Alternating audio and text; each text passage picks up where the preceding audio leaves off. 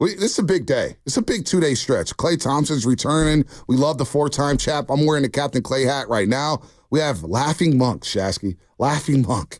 They're in the building. Laughing Monk is serving breakfast right now. They got the prime rib and the mashed potatoes out in the hallway right now. Oh, they got prime rib out there. Don't eat it all, Spadoni. Straight from Sunnyvale up to the city. Serving us breakfast here. Then we get a Bay Area legend on the line here on the River Islands guest line, Jason Kidd, the head coach of the Dallas Mavericks. And he's one of our own. We always forget he's from the Bay. From Oakland, California, the NBA champ back in 2011. Multiple All-Stars, 10 of them to be exact. An All-NBA first team 5 times. Second team, Cal Berkeley legend. Jason Kidd, good morning, man. Welcome to the Morning Roast. Joe Shasky, the Butcher, Bonta Hill. Thank you so much for joining us this morning. I know it's tough during the season, especially after a game yesterday in Denver, but we appreciate you spending some time with us this morning.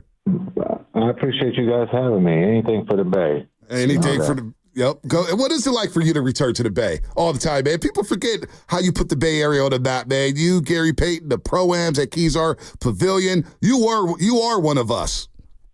Yeah, it's always great to come home. It's a little rainy today, but it's always good to see the Bay Bridge. It's always good to see family and friends.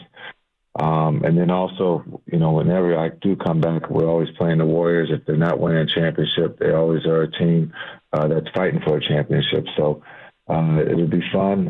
As you brought up, Klay's first time back, so we're excited to be here and have practice today, and then we'll play the game tomorrow. Yeah. B, you didn't reference his time at St. Joe's, where he's just an absolute legend. Two-time California Mr. Basketball, of course. Just an absolute legend. You were pretty much everybody's favorite non-Warrior outside of the Warriors. Like, everybody loved watching you play. And you've done some great things for girls basketball in this area. Obviously, you and Armando and what used to be Golden City, now it's Jason Kidd and Jason Kidd Select, the team. My niece was playing for you guys for the longest time, Megan. And I love that you are like at that grassroots level for basketball, for the girls game and specifically, and you've done some great work out here. And I guess the perspective of all the parents and the kids that have been in that program, thank you, Jason.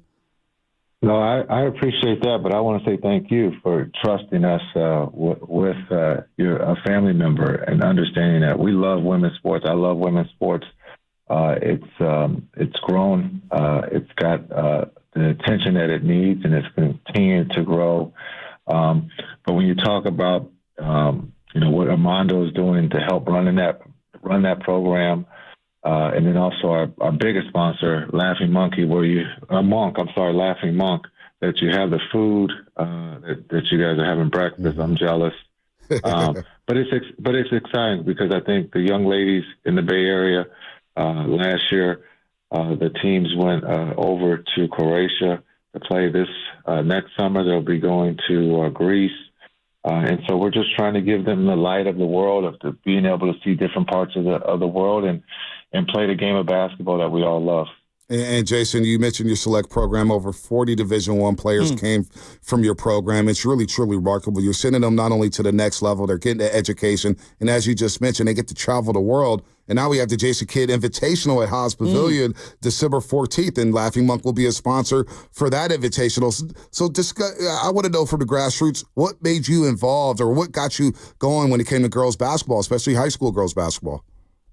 Yeah, I think when you think about Kobe and what he was doing for the women's game, and unfortunately the passing of Kobe, I just felt that I wanted to help and continue his legacy and help women's sports. And so that really ignited the idea of the select team here in the Bay, and doing it back at home. And so that's where it all started. And again, it's been 5 years, as you brought up the invitation at Cal. And so we're just trying to do as much as we can to give the women the opportunity to go to school and fulfill their dream. And if that's playing in the WNBA or becoming the next president of the United States or the next doctor. So it's been a lot of fun. Yeah, you're now coaching Klay Thompson and all the Dallas Mavericks and been there for a couple of years now. And B and I were just kind of kicking it around. Like, Dwight Clark was beloved and a legend, and he only played for the Niners. Montana didn't come back to Candlestick and play at Candlestick. And Jerry Rice, when he went to the Raiders, he played the games in Oakland, but never had a road game. This is so unique, having a legend like Klay Thompson that is beloved by Warrior fans come back while he's playing in another uniform and playing one of the homes that he built, which is Chase Center. Have you had a chance to kind of talk to him about what it might be like for him walking into that arena and hearing and seeing all the fans, giving him a standing ovation that he deserves? Yeah, we talked the other day about this opportunity. It really doesn't happen a lot. When you do leave a team that you've been with your whole career, to have the opportunity to come back and play, as you brought up the home that he built with Chase, and then also the excitement and the championships over in Oakland at the Coliseum. And so just understanding it's going to be an emotional 2 days here when you talk about today with practice and then tomorrow's game. And so my thoughts was to enjoy it, to embrace it, and have fun with it.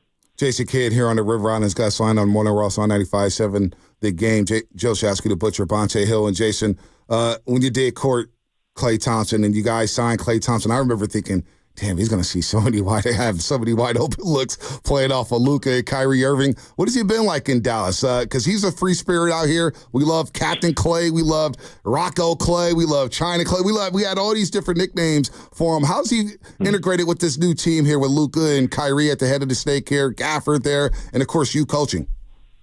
Yeah, I think he's done an incredible job. As when you talk about Luka and Kai, two of the best in the league, and now we add Klay, and I think Klay is a perfect fit for us.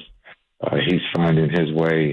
Those two are making sure that he's getting touches and making sure that he's comfortable, and it just takes time. And I think as we go through here, we've had 2 games that have come down to the last shot.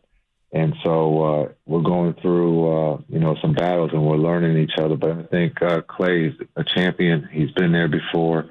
He understands it's a marathon. It's not just 1 game or 2 games, but it's 82. And we're very lucky to have his leadership and his ability to shoot it, but also to be able to defend and help take some of the pressure off of Klay and Kai. This generation of basketball players is so different from when you played, Jason, and a lot of people do it for the clicks or whatnot. How refreshing is it to have a player like Luka, Kyrie, and then you add in Klay Thompson, who's all about ball. Klay's all about getting buckets and playing ball at the highest level. How refreshing is that for you as a coach? Because it seems like you don't have to – he's not a high-maintenance type of guy, right?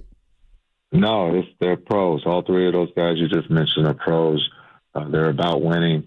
They have one goal in mind, that's to win a championship. And so – understanding that they're not high maintenance, they're about doing their work and finding a way to win. As a lover of sports in general, there's so many great combos, Gronk and Brady, or, Joe and Jerry, Pippen and Jordan. Let's just stick with basketball.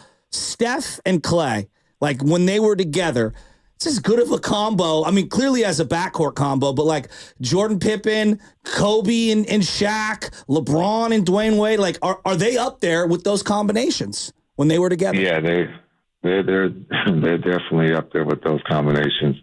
You talk about the Splash Brothers, just the uniqueness of how they played the game, how they played for one another and helped each other achieve the highest goals, and that's, to win a championship. And so 2 of the best shooters of all time to be on the same team is unique in its own right. But they love to play. They knew how to win. They learned how to win. And so, yes, that combination will go down as one of the best combinations in the NBA. What was more impressive to you? And there's no wrong answer here, Coach, but 37 points in a quarter or 60 points on 11 dribbles, Klay Thompson? I take both of them any day. Have you ever scored 37 and a half, Jason? That's what I know. This guy scored 37 and a quarter. Wilt, in his 100-point game, Chris Mullen on the pregame show, he says, Wilt he didn't even score 37 and a quarter when he had 100. Have you ever scored 37 and a half, Jay? No, that's impressive, right? The 37, but I think the dribble, being able to not have to dribble to score is kind of special in its own right. And so, but both of them are incredible feats. And as I said, as a coach, I'll take both of those. Draymond's he's got his podcast and he says a lot of stuff about how, obviously everyone's going to get emotional and they're going to honor Klay. Then when the ball gets tipped up, we got to play, we got to play. And everybody brings up Kobe running through Paul Gasol at the USA Dream Team or Redeem Team a few years back. Did you ever have a teammate that you went to another team and you and him had maybe an altercation on the floor? I haven't, but I understand that, Draymond used that reference of Kobe and was Kobe's teammate on that Dream Team or on the Redeem USA team. Yeah, the Redeem Team. And so just understand Kobe said it and we didn't believe it, but he did it. and he knew exactly what play they were going to run and he did it. But, Kobe was, he was on a mission. He wanted to win a gold medal, and Spain was in our way, and so he wanted to make sure he sent a message that we're friends, but right now you're the enemy, and I'm here to try to find a way to win, and I'll do whatever it takes. And knowing Klay Thompson, coach, that he's going to have that same mentality as well. It's like once the ball gets tipped off, I love all the Captain Klay has, but I'm trying to hit 5 threes on you in the first quarter. We're trying to get a win and get our season back on track here. What do you remember about going to your former teams? Obviously, you get drafted by the Dallas Mavericks, and you guys had a lot of expectations. A young core with Jamal Mashburn and Jim Jackson, but what was it like going back to Dallas? What was it like going back to Phoenix? Do you remember the first time going back to a former team, coach? Yeah, it was.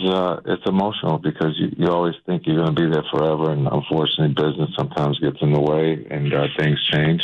But I think you guys brought up a good point. There are emotions, but once the ball goes up, you're trying to figure out how to get the W, how to play your best game, and then have fun doing it, and then be able to talk to some of the people that you spent a lot of time with after the game.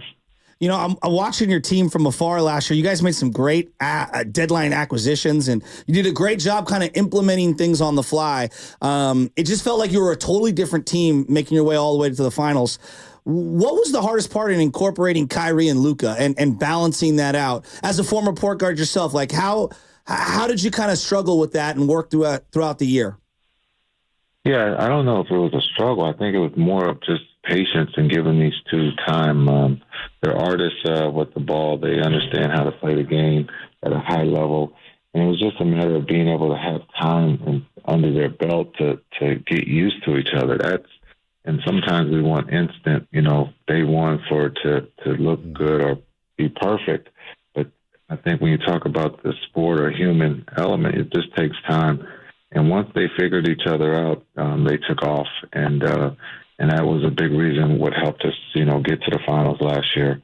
And we believe, that's kind of the space we are right now with Klay. Just give us a little time and we're going to get these three on the same page and we're going to roll. JC, now you jog my memory here because I do want to get back to the JC Kids Select program and what you have going on with that. And we have some thank yous that I want to read off for you. But you brought us up last year. It was so funny, the clip. We played it on our pregame show where you asked the reporter, you go, do you guys ever write anything good about us? Like, do we celebrate? And we always talk about this on this show. When the Niners lose, our phone lines are packed. Everybody wants to rip everybody. Everybody wants to fire everybody. There's all this instant gratification, and there's no perspective here. But yet when they win, they won. Great. What is it about the way the game is covered out? Because we see the ratings, and I love the NBA. Shasky loves the NBA. But it is the way it's covered where everybody wants to pick apart everything and saying, hey, if this guy doesn't win the championship, he's a bum. Or if this team doesn't win here, they're done. What happened to perspective in the sports world, Coach? Can you figure that one out?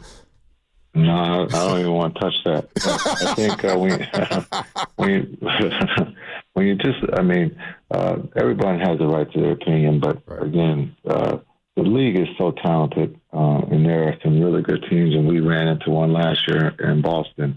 But Golden State, Oklahoma City, Minnesota.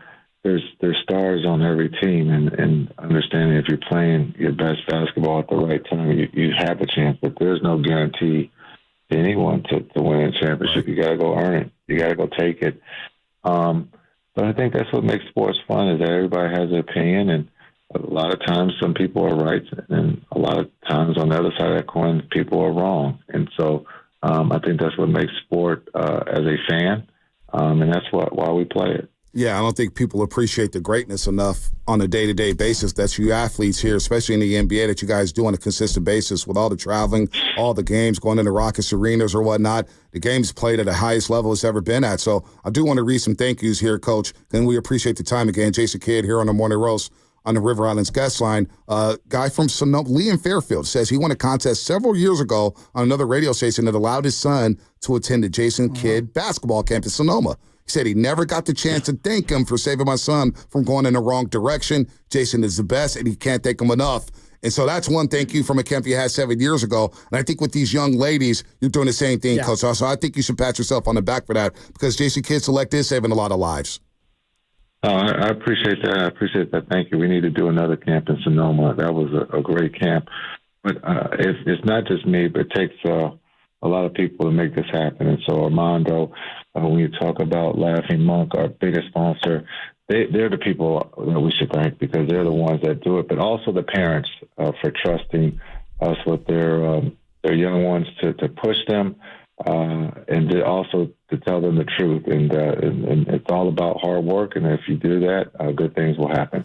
Coach, I'm going to go way back in the yesteryear. Obviously, everyone's going to talk about the behind-the-back plays against Duke and you guys knocking them off. I'm going to go even more local. I remember when it was rumored you were coming out to the Pro-Am out at Kezar, and my boy Reggie Milligan was working the board, and all of us kids, you were our favorite player, and you came out. There was like Brian Shaw, Bennett Davidson. I believe a young Eddie House might have been out there. Antonio Davis was out there. There were so many guys. Like the Pro-Am and playing at Kezar. Did you realize how big of a thing it was for an NBA superstar and co-rookie of the year like yourself to like show up and dominate the Pro-Am? Because that was like some of the coolest stuff I've ever seen as a young man. It formulated my love of the game of basketball.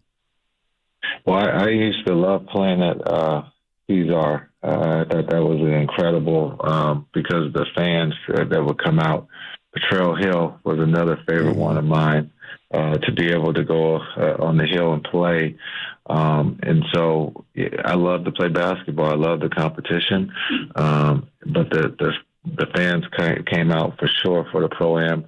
And it was nothing like playing in the Pro-Am in the summer in San Francisco. No doubt. What about the boat? Have you had a chance to get on Klay's boat? Well, Klay doesn't have a boat in Dallas, right? Because you guys only have lakes out there. Tell us about the Texas life of Klay Thompson. Yeah, we only have lakes, so I have not been on the Klay boat yet, but at some point. We got to get Klay to get on the boat for tomorrow's game. Or you allow that, Coach? He's like, no, we're all on the team bus. I'm making sure you get to safe and sound. Navigate the Bay Area waters here, Coach. Come on now. I'm going to stay on land and I'll wave to Klay's boat as it goes by. Last one before we get you out again. We thank you for the time with the Jason Kidd Select program. Don't forget about the Jason Kidd Invitational at Haas Pavilion, December 14th. Laughing Monk will be sponsoring that. They have breakfast for us today, and we love them for coming up from Sunnyvale this morning. But the women's game, the girls' game, it feels like it's at an all-time high, and it's only getting better, Coach. I was going to ask you whether or not you had plans on maybe after your NBA career, maybe you're coaching women's basketball or whatnot, but where the game is going and where it can go. Can you talk about the growth of the women's game? Yeah, I think when you talk about the women's game, the growth is incredible. The platforms that they are on, the viewership.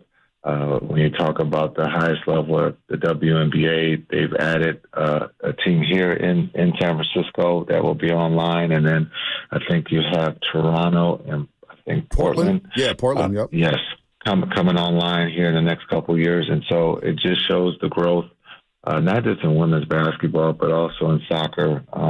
And it's great for our country, but for our young ladies to have an opportunity to play the game at the highest level without having to go abroad. And so I think it's great. Coach, this was great. It's always fun talking to you. We love you here in the Bay Area. Yep. This will always be your home. You know that. Just good luck for the rest of the season, except for tomorrow. You know, we're still Dove fans, but we want Klay to do well, and we do like watching Mavericks basketball. Man. You guys are much watched on NBA League Pass. So, Coach, thanks for the time today. Good luck the rest of the season. I appreciate it, guys. Thanks for having me. We'll see you guys tomorrow. Absolutely. Jason Kidd here on the Morning Roast, the head coach of the Dallas Mavericks. Jason Kidd Select. Check out their program.